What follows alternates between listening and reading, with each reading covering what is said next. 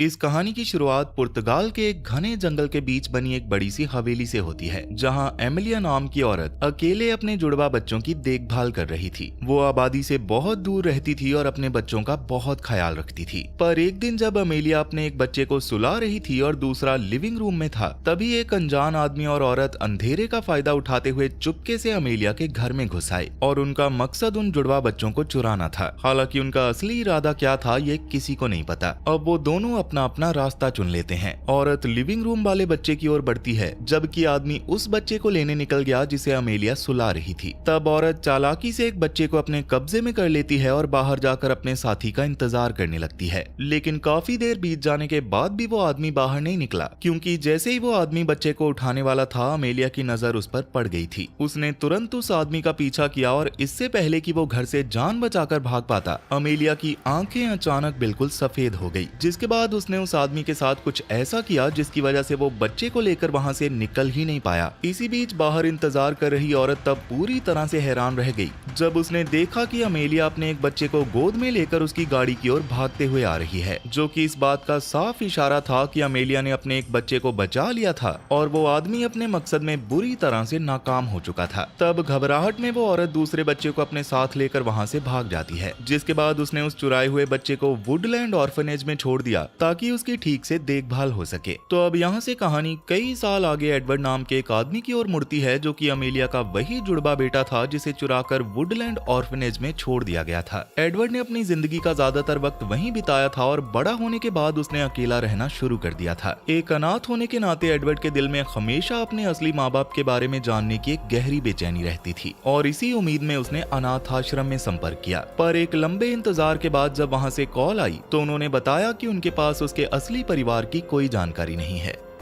ये खबर सुनकर एडवर्ड पूरी तरह से टूट गया था, क्योंकि उसने अपने असली परिवार से मिलने की बहुत बड़ी उम्मीद लगा रखी थी। खैर, अब कुछ वक्त के बाद एडवर्ड ने अपनी गर्लफ्रेंड राइली के साथ अपना बर्थडे मनाया, जहां राइली ने उसे एक खास तोहफा दिया जो कि एंसेस्ट्री नाम की एक डीएनए रीडर डिवाइस थी। और इस डिवाइस को इस्तेमाल करने के लिए एडवर्ड को बस अपने खून की एक बूंद देनी थी। ये डिवाइस एक ऐप से जुड़ा हुआ था जो अपने आप उन लोगों की तलाश करता था जिनका डीएनए उससे मिलता जुलता हो, और एडवर्ड के लिए ये उसके असली परिवार को ढूंढने का एक नया रास्ता था। तब खुशी और उम्मीद से भरे एडवर्ड ने तुरंत उस डिवाइस का इस्तेमाल किया और सिस्टम के कंफर्मेशन का इंतजार करने लगा। पर उस रात एडवर्ड अचानक एक डरावने सपने से घबराकर जाग उठा। जब उसने अपना फोन चेक किया तो वो ये देखकर बुरी तरह से चौंक गया और खुशी से झूम उठा कि उसका डीएनए मैनुअल नाम के एक आदमी से 100% मैच कर चुका था। इस नतीजे का सीधा मतलब था कि मैनुअल और एडवर्ड का आपस में खून का रिश्ता था, और आसान भाषा में कहूँ तो वो दोनों सगे भाई थे। तब बिना वक्त गवाए एडवर्ड ने तुरंत मैनुअल का नंबर ढूंढा और उसे कॉल मिला दी, और बातचीत के दौरान मैनुअल ने खुलासा किया कि उसका एक जुड़वा भाई था जिसे बचपन में ही चुरा लिया गया था। उस हादसे ने अमेलिया को अपने बेटे को खोने के गम में बुरी तरह से तोड़ दिया था, पर इसके बावजूद उसने कभी अपने खोए हुए बच्चे की तलाश बंद नहीं की थी। इतने सालों के लंबे इंतजार के बाद आखिरकार मैनुअल और अमेलिया को एडवर्ड मिल ही गया था, और एडवर्ड को भी अपने परिवार से दोबारा मिलने का वो सुनहरा मौका मिल ही गया जिसका वो सालों से इंतजार कर रहा था। उसने तुरंत पुर्तगाल में मैनुअल के घर जाने की तैयारी शुरू कर दी, और उसकी गर्लफ्रेंड राइली ने भी इस सफर में उसके साथ जाने का फैसला किया। और एक लंबी फ्लाइट के बाद एडवर्ड और राइली ने कार से अपना आगे का सफर तय किया।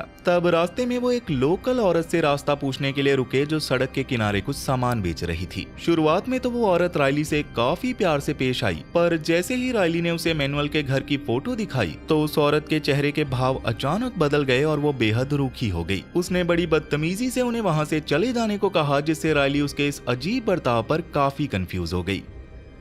हालांकि थोड़ी देर भटकने के बाद एडवर्ड और राइली को आखिरकार सही रास्ता मिल गया और वो दोनों बेहद हिफाजत के साथ मैनुअल के घर पहुंच गए। वहां पहुंचते ही मैनुअल ने उनका बड़े अच्छे से स्वागत किया, जो पहले से ही घर के बाहर खड़ा उनका इंतजार कर रहा था। आखिरकार अपने बिछड़े हुए जुड़वा भाई से मिलकर एडवर्ड की खुशी का कोई ठिकाना नहीं था, और इस जज्बाती मिलन को देखकर राइली का भी दिल भर आया। तब मैनुअल उन्हें अंदर ले गया और उन्हें अपने उस आलीशान घर की झलक दिखाई। उनकी ये हवेली बहुत बड़ी थी, जिसके चारों ओर हरे भरे ट्रॉपिकल जंगल जंगल और खुले मैदान थे जो कि उस घर को और भी ज्यादा शानदार बना रहे थे, और घर के अंदर का हिस्सा भी बेहद खूबसूरती और नजाकत से सजाया गया था। तब घर देखते वक्त एडवर्ड और राइली की नजर अमेलिया की एक तस्वीर पर पड़ती है जिसने उनका ध्यान पूरी तरह से खींच लिया, और उस फोटो में वो बहुत खूबसूरत लग रही थी। हालांकि वो अभी उससे नहीं मिल सकते थे क्योंकि बताया गया था कि अमेलिया अभी आराम कर रही है। उसी रात सोते वक्त एडवर्ड को एक बार फिर से एक डरावने सपने ने परेशान कर दिया। जब वो आधी रात को चौंक कर उठा तो उसने देखा कि मैनुअल चुपके से उसके कमरे में दबे पांव अंदर आ रहा था।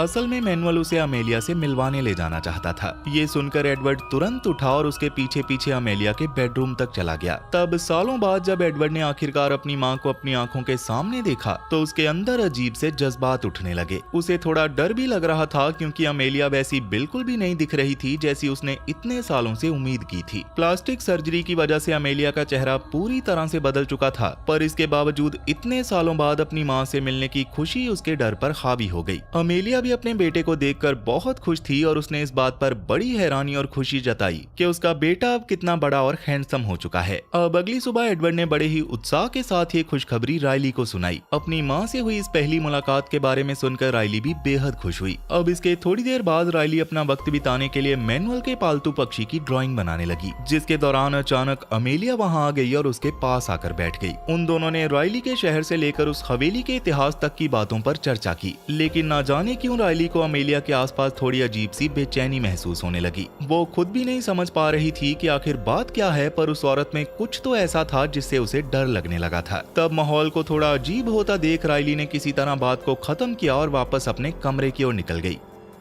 पर बाथरूम से निकलते वक्त उसके कानों में अमेलिया और मैनुअल की आपस में हो रही एक बेहद सीरियस बातचीत पड़ गई। तब अपनी उत्सुकता को रोक ना पाते हुए राइली ने चुपके से उनकी बातें सुनना शुरू कर दी। अब क्योंकि वो दोनों पुर्तगाली भाषा में बात कर रहे थे, इसलिए राइली ने उनकी बातों को समझने के लिए अपने फोन में एक ट्रांसलेशन ऐप का सहारा लिया। पर जो कुछ भी उसने सुना उसने उसे बुरी तरह से उलझन में डाल दिया था। दरअसल अमेलिया इस बारे में बात कर रही थी कि वो वापस जवान होने का और इंतजार नहीं कर सकती। पर इससे भी ज्यादा हैरान करने वाली बात ये पता चली कि एक अडल्ट आदमी होने के बावजूद मैनुअल अभी भी अमेलिया के साथ ही सोता था। पर तभी अमेलिया ने अचानक कहा कि राइली छुपकर उनकी बातें सुन रही है। ये सुनते ही राइली के होश उड़ गए और वो घबराकर वहाँ से तुरंत भाग निकली और उसने सीधा एडवर्ड के पास जाकर उसे ये सारी सच्चाई बता दी। ये बिल्कुल भी नॉर्मल नहीं लग रहा था कि इतने बड़े घर में जहाँ इतने सारे कमरे खाली पड़े हों, वहाँ एक जवान बेटा अपनी माँ के साथ सोता हो। पर फिर भी न जाने किस वजह से मैनुअल ने अमेलिया के साथ ही सोने का फैसला किया था।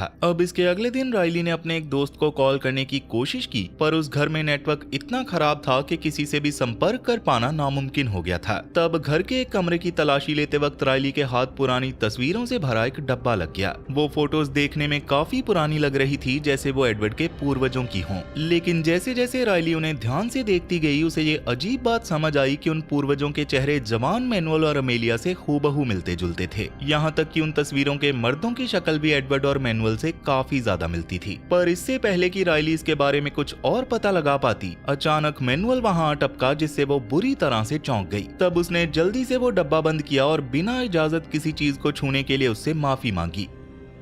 अब उसी रात जब राइली गहरी नींद में सो रही थी, तभी एक बच्चे के रोने की धीमी सी आवाज सुनकर उसकी नींद टूट गई। पर यह समझ के बिल्कुल बाहर था, क्योंकि उस घर में सिर्फ बड़े लोग ही रहते थे, तो वहाँ किसी बच्चे का होना नामुमकिन था। तब उस आवाज का पीछा करते हुए राइली आखिरकार अमेलिया तक जा पहुंची, पर वहाँ का नजारा देखकर उसके पूरी तरह से होश उड़ गए, क्योंकि अमेलिया का शरीर अचानक से जवान हो चुका था। तभी अचानक अमेलिया ने आगे बढ़कर राइली का हाथ कसकर पकड़ लिया। पर अगले ही पल राइली को एहसास हुआ कि ये बस उसका एक डरावना सपना था। लेकिन जब आधी रात को उसकी आंख सच में खुली, तो वो अमेलिया को दोबारा देखकर डर के मारे कांप उठी। इस बार अमेलिया की आंखें बिल्कुल सफेद हो चुकी थी और वो राइली के सूटकेस में कुछ ढूंढ रही थी। जिसके बाद धीरे धीरे अमेलिया रेंगती हुई उसकी ओर बढ़ने लगी, जिससे राइली बुरी तरह से डर गई थी। पर तभी वो एक बार फिर से नींद से जाग उठी और उसे समझ आया कि ये भी उसका एक डरावना सपना ही था। शुरुआत में तो उसे लगा कि ये सब बस बुरे सपने थे, लेकिन जैसे ही उसकी नजर अपने सूटकेस पर पड़ी, तो उसके पैरों पैरों तले जमीन खिसक गई, क्योंकि उसका सूटकेस असल में खुला हुआ था और उसके सारे कपड़े किसी ने बिल्कुल तह करके रखे हुए थे। राइली को अच्छी तरह से याद था कि सोने से पहले उसने अपना सूटकेस पूरी तरह से बंद रखा था, पर सुबह जब उसने देखा तो सारा सामान बिखरा हुआ था, जिससे ये साफ था कि रात के अंधेरे में अमेलिया चुपचाप उसके कमरे में घुसी थी और इस ख्याल ने उसके रोंगटे खड़े कर दिए। अब अगली सुबह अपने बेचैन दिमाग को शांत करने के लिए राइली ने घने जंगल में जॉगिंग पर जाने का फैसला किया। तब पेड़ों के बीच फोन के सिग्नल मिल रहे थे, तो उसने तुरंत अपनी एक सहेली को कॉल लगाया और एडवर्ड के परिवार में हो रही इन अजीबों गरीब और डरावनी हरकतों के बारे में सब कुछ बताया। इसी बीच हवेली में एडवर्ड भटक रहा था, क्योंकि उसे राइली कहीं नजर नहीं आ रही थी। तब तलाश करते करते उसकी नजर एक भारी पुराने दरवाजे पर पड़ी, जो एक छोटे से अंधेरे कमरे की ओर खुलता था, और उसे अंदर से किसी बच्चे के रोने की हल्की दर्द भरी आवाज सुनाई दी। तब हिम्मत जुटाकर वो जैसे ही अंदर गया, वहाँ का नजारा देखकर उसके पैरों तले जमीन खिसक गई, क्योंकि वहाँ कोई बच्चा नहीं था बल्कि एक अनजान आदमी जंजीरों में जकड़ा दर्द से बुरी तरह से तड़प रहा था। और ये खौफनाक मंजर देखकर एडवर्ड इतना ज्यादा डर गया कि वो सदमे के मारे वहीं बेहोश हो गया। तब मैनुअल ने मौके पर पहुंचकर उसे संभाला और एक शांत मेडिटेशन रूम में ले गया। वहां मैनुअल ने उसे शांति देने के लिए एक कप चाय दी और एडवर्ड से आंखें बंद करने को कहा। पर जैसे ही एडवर्ड ने आंखें बंद की, मैनुअल ने टेलीपैथी के जरिए उसके दिमाग से संपर्क करना शुरू कर दिया और उसे उसके बचपन की यादें दिखाई। पर धीरे धीरे वो यादें एक डरावने मंजर में बदलने लगी। एडवर्ड ने देखा कि अमेलिया का चेहरा सफेद और भयानक हो चुका था, उसकी आंखें शैतानी चमक से भरी थी और वो चारों तरफ से लाशों के ढेर से घिरी हुई खड़ी थी। अब जब एडवर्ड ने डरकर आंखें खोली तो वो हैरान रह गया, क्योंकि उसके सामने मैनुअल की जगह राइली खड़ी थी, क्योंकि असल में मैनुअल ने दिमागी जादू पैदा कर दिया था। राइली का रूप धरे मैनुअल ने एडवर्ड से कहा कि वो शांत रहे और उसे समझाया कि ये एक खास तोहफा है जो अमेलिया की औलाद होने के नाते उन दोनों भाइयों के पास है। एडवर्ड अभी भी बेहद डरा हुआ और घबराया हुआ था, उसे मैनुअल की कोई भी बात समझ नहीं आ रही थी। दूसरी ओर राइली अपने कमरे में इंटरनेट पर अमेलिया के घर के बारे में जांच पड़ताल कर रही थी, पर जो कुछ उसने ऑनलाइन पुराने आर्चीव्स में पढ़ा, उसे पढ़कर उसके पूरी तरह से होश उड़ गए, क्योंकि वो आलीशान घर असल में पुर्तगाल की एक ऐसी शातिर चुड़ैल का था जिसके पास दोबारा जवान होने की काली शक्तियां थी। पर इसके लिए उसे या तो अपने ही परिवार में घिनौने रिश्ते बनाने पड़ते या फिर अपने ही बच्चों को निवाला बनाना पड़ता था। तभी कमरे में एडवर्ड आया और राइली ने घबराते हुए तुरंत उसे सब कुछ छोड़कर वहाँ से भागने को कहा। उसने बताया कि उसका परिवार नॉर्मल नहीं है और उसे वहाँ बहुत डर लग रहा है, लेकिन एडवर्ड का रवैया अचानक पूरी तरह से बदल चुका था। उसने राइली से बहुत ही बदतमीजी और सख्ती से बात की और जाने से साफ मना कर दिया। ऐसा लग रहा था जैसे उसके परिवार ने उसके दिमाग पर कब्जा कर लिया है और उसके अंदर अपने परिवार के लिए एक अंधा जुनून भर दिया है। तब राइली ने टूटे हुए दिल और मजबूत इरादे के साथ साफ कह दिया कि चाहे एडवर्ड रुके या ना रुके, पर वो अकेली ही यहाँ से निकल जाएगी।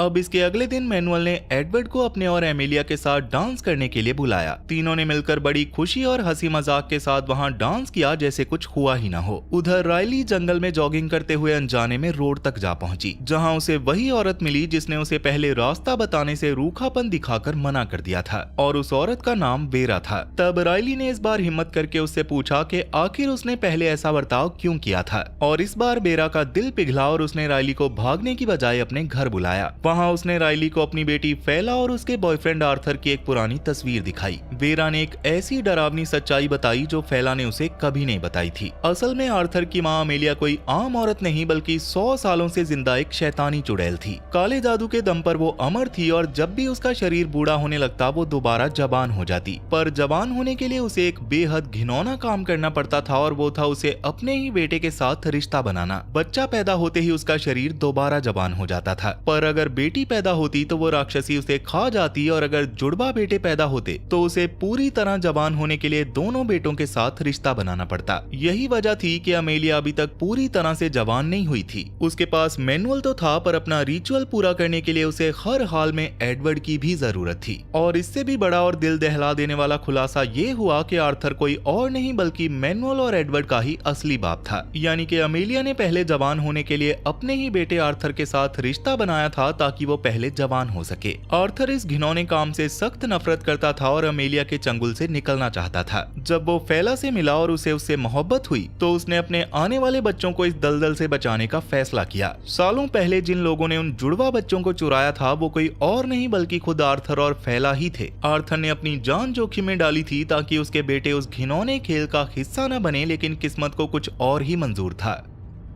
फेला किसी तरह एडवर्ड को लेकर अनाथ आश्रम पहुंचने में कामयाब हो गई थी, लेकिन आर्थर अपने बेटे मैनुअल को नहीं बचा पाया और अमेलिया ने उसे पकड़ लिया। फेला अपने प्यार आर्थर को अकेले मौत के मुंह में नहीं छोड़ना चाहती थी, इसलिए वो बहादुरी दिखाते हुए उसे छुड़ाने के लिए वापस अमेलिया की उस मनहूस हवेली में चली गई। पर उसके बाद वो कभी वापस नहीं लौटी, जिसका मतलब साफ था कि अमेलिया ने उसे बेरहमी से खत्म कर दिया था। ये खौफनाक सच सुनकर राइली की रूह कांप उठी, पर वो वेरा की शुक्रगुजार थी कि उसने ये दर्दनाक सच्चाई उसके सामने रख दी और राइली का शक अब पूरे यकीन में बदल चुका था। तब वो बिना एक पल भी गवाए उस हवेली की ओर भागी ताकि किसी भी तरह एडवर्ड को मनाकर उस नर्क से बाहर निकल सके। लेकिन वापस पहुंचकर राइली ने देखा कि एडवर्ड मैनुअल और अमेलिया के साथ ऐसे मजे में डांस कर रहा था जैसे इस दुनिया में सब कुछ बिल्कुल नॉर्मल हो। उसने तुरंत एडवर्ड को रोका और अपने साथ वेरा के घर चलने की जिद की ताकि वो उसे उसके परिवार का असली और डरावना चेहरा दिखा सके। लेकिन जब वो जाने लगे तो अमेलिया ने बहुत ही शातिर तरीके से रोने का नाटक शुरू कर दिया, जैसे राइली उसके बेटे को उससे छीन रही हो। पर एडवर्ड को लगा कि शायद राइली की बात बहुत जरूरी है, इसलिए वो बेबसी में उसके पीछे निकल गया। लेकिन जब वो वेरा के घर पहुंचे तो वहाँ सन्नाटा पसरा हुआ था और वेरा गायब थी। तब राइली जबरदस्ती घर के अंदर घुसी और वहाँ से आर्थर और फेला की तस्वीर उठा लाई। उसने एडवर्ड को झंझोड़ते हुए दिखाया कि इस तस्वीर में दिखने वाला आदमी कोई और नहीं बल्कि उसका असली बाप और अमेलिया का अपना बेटा था। तब राइली ने एडवर्ड के सामने हाथ जोड़े कि वो ये खतरनाक जगह छोड़ दे, पर एडवर्ड पर जैसे कोई काला जादू हो चुका था। उसने राइली की एक नहीं सुनी। तब पूरी तरह से मायूस होकर राइली ने अकेले ही निकलने का फैसला किया और एडवर्ड से कहा कि उसका वेकेशन खत्म होने वाला है, इसलिए वो भी उसके साथ चले। राइली ने गाड़ी में सामान लादा और बाहर इंतजार करने लगी, जबकि एडवर्ड आखिरी बार अलविदा कहने हवेली के अंदर चला गया। पर अंदर पहुंचते ही अमेलिया ने अपनी शातिर चाल चली और एडवर्ड को बहुत ही प्यार से एक कप चाय पिलाई, मगर उसे पीते ही एडवर्ड को चक्कर आने लगे और वो लड़खड़ाता हुआ अपने कमरे में चला गया। जिसके बाद वहां राइली आई और उसके करीब आने लगी। पर सच तो ये था कि वो राइली नहीं बल्कि खुद रूप बदले हुए अमेलिया थी और एडवर्ड को उस नशीली चाय की वजह से दिमागी भ्रम में बस वही दिख रहा था जो अमेलिया चाहती थी। इधर असली राइली गाड़ी में बेचैनी से इंतजार कर रही थी, पर तभी उसके फोन पर एंसेस्ट्री सिस्टम का एक मैसेज आया जिसमें लिखा था कि एडवर्ड के डीएनए में एक अजीब और रेयर खराबी है, जो इस बात का सबूत था कि उसके पूर्वजों में सदियों से घिनौने रिश्ते रहे हैं। और राइली तुरंत समझ गई कि अमेलिया एडवर्ड के साथ भी वही घिनौना खेल खेलने वाली है। इसी घबराहट में जब उसने गैराज का दरवाजा खोला तो उसके होश उड़ गए, क्योंकि वहाँ वेरा की खून से लथपथ लाश पड़ी थी। तब दूर से उसने मैनुअल को आते हुए देखा और उसे पूरा यकीन हो गया कि वेरा को मैनुअल ने ही मारा है। इसलिए राइली ने जिंदा बचने के लिए एक बेलचा उठाया और जैसे ही मैनुअल पास आया उस पर जोर से हमला करके वहां से भाग गई। जिसके बाद एडवर्ड को ढूंढते हुए राइली को एक गुप्त और अंधेरा कमरा मिला, जहां उसने एक बेहद कमजोर बूढ़े आदमी को कैद देखा, जो कि कोई और नहीं बल्कि आर्थर था। पर उसे तुरंत छुड़ाना नामुमकिन था, इसलिए राइली मजबूरी में एडवर्ड की तलाश में आगे बढ़ी। तब उसने दरवाजे की दरार से देखा कि अमेलिया उसके साथ वो घिनौना रिचुअल शुरू कर चुकी है। इसलिए राइली डर के मारे वहीं छुप गई और जैसे ही अमेलिया बाहर निकली तो राइली बेहोश एडवर्ड को घसीटकर वहां से निकालने लगी। मगर भागने से पहले राइली का सामना फिर से जख्मी मैनुअल से हुआ और मौका मिलते ही उसने उसे ऐसे जोर से धक्का दिया कि वो दूसरी मंजिल से सीधा नीचे गिरकर बुरी तरह से जख्मी हो गया, जिसे देखकर अमेलिया गुस्से से पागल हो गई और जानवरों की तरह राइली को मारने दौड़ी। पर राइली ने अपनी पूरी जान लगाकर उसका मुकाबला किया और जैसे ही उम्मीद खत्म होने ही वाली थी तभी आर्थर ने अपनी आखिरी सांसें गिनते हुए वहां आकर राइली की जान बचाई और खुद को कुर्बान कर दिया ताकि राइली और एडवर्ड इस नर्क से बाहर निकल सकें। और थकी हारी राइली आखिरकार एडवर्ड को उस मनहूस हवेली से हमेशा के लिए दूर ले जाने में कामयाब हो गई। पर इसके कुछ महीनों बाद अमेलिया दोबारा जवान हो चुकी थी, क्योंकि एडवर्ड और मैनुअल के साथ अपना घिनौना रिचुअल पूरा करने के बाद उसने एक बेटे को जन्म दिया था और तुरंत एक बेहद खूबसूरत और जवान औरत में बदल गई। अब अमेलिया और मैनुअल उस नए बच्चे के साथ सुकून से रह रहे हैं ताकि आगे चलकर ये घिनौनी परंपरा ऐसे ही चलती रहे और अमेलिया हमेशा के लिए जवान बनी रहे। लेकिन क्या हो अगर शैतान किसी पुरानी हवेली या घिनौने रिचुअल में नहीं बल्कि आपके अपने घर के स्विमिंग पूल में छुपा हो? क्योंकि कभी कभी जिन चीजों को हम अपनी ख्वाहिशें पूरी करने का जरिया समझते हैं वही हमसे हमारी सबसे कीमती चीज की कुर्बानी मांगती हैं। रे वॉलर, जो कि एक पुराना बेसबॉल प्लेयर है, अपने परिवार के साथ एक नए घर में शिफ्ट हुआ था। रे को लगा था कि इस घर का स्विमिंग पूल उसकी पुरानी बीमारी को ठीक कर देगा, पर वो इस बात से पूरी तरह से अनजान था कि साल 1992 की एक रात में इसी पूल ने रेबिका नाम की एक बच्ची को निगल लिया था। ये पानी सिर्फ बीमार को ठीक नहीं करता बल्कि बदले में एक मासूम की जान भी मांगता है। यानी कि अब रे की पत्नी ईव ईव और उसके बच्चों को ही उस शैतानी ताकत का सामना करना होगा जो पानी के नीचे से उन्हें पुकार रही है। और ये नहीं देखा तो समझो कुछ नहीं देखा। तो क्या ईव अपने परिवार को इस काले पानी की प्यास से बचा पाएगी या फिर रे खुद उनके लिए खतरा बन जाएगा? ये जानने के लिए स्क्रीन पर दिख रही राइट वाली वीडियो पर क्लिक करें और देखें खतरनाक शैतान की ये भयानक कहानी। और अगर कुछ और देखना चाहते हो तो लेफ्ट वाली वीडियो पर क्लिक कर लो। तब तक मैं चला आपके लिए ऐसी एक और वीडियो बनाने। So tata bye bye, Radhe Radhe.